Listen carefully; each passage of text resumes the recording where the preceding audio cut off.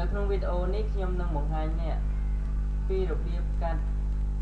MP3 មានថាបំលែងពីវីដេអូឲ្យទៅជា MP3 ជាមួយនឹងកម្មវិធីមួយឈ្មោះថា Adobe Audition 3.0 អញ្ចឹងដំបូងចូលទៅបើកកម្មវិធី Adobe Audition 3.0 សិន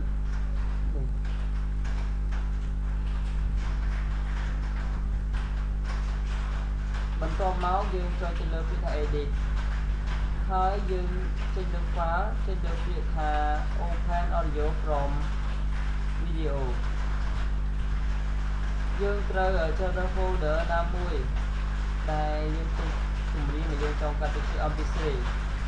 ឡូវខ្ញុំមានចម្រៀងស្រាប់នៅលើ desktop ខ្ញុំចូលទៅយកវាតែម្ដងទៅ Open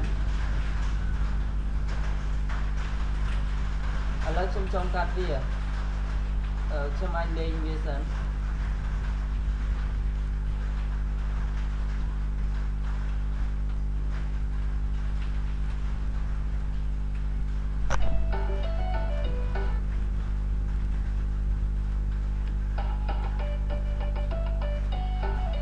ខ្ញុំចង់កាត់ត្រឹមពេលដែលវាច្រៀងតែម្ដង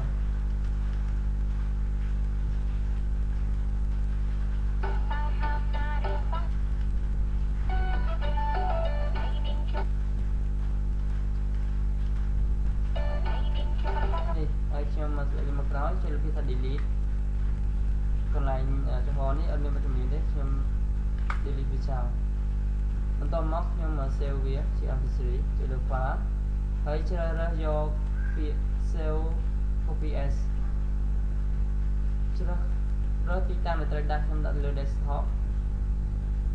រួចហើយត្រង់ file name យើងអាចសរសេរឈ្មោះ MP3 គេអាចសេឈ្មោះជាបទចម្រៀងតែយើងដាក់បទចម្រៀងណាឈ្មោះចំណងជើងបទចម្រៀងឈ្មោះឲ្យយើងដាក់ឈ្មោះត្រង់កន្លែងហ្នឹងមកចំណែកឯ save as tab នេះយើង save វាជាប្រភេទ MP3 អញ្ចឹងយើងជ្រើសរើសយកពាក្យ MP3 Pro នេះតែមានខាងត្រង់ MP3 ដែរបន្ទាប់មកយើងចុចលើពាក្យ save ជាការស្រេចឥឡូវចូលទៅបើកអស់គ្នានេះគឺជា MP3 ដែលខ្ញុំទៅបំលែងចេញពីវីដេអូអំបញ្ញមិញចុចលើវាមក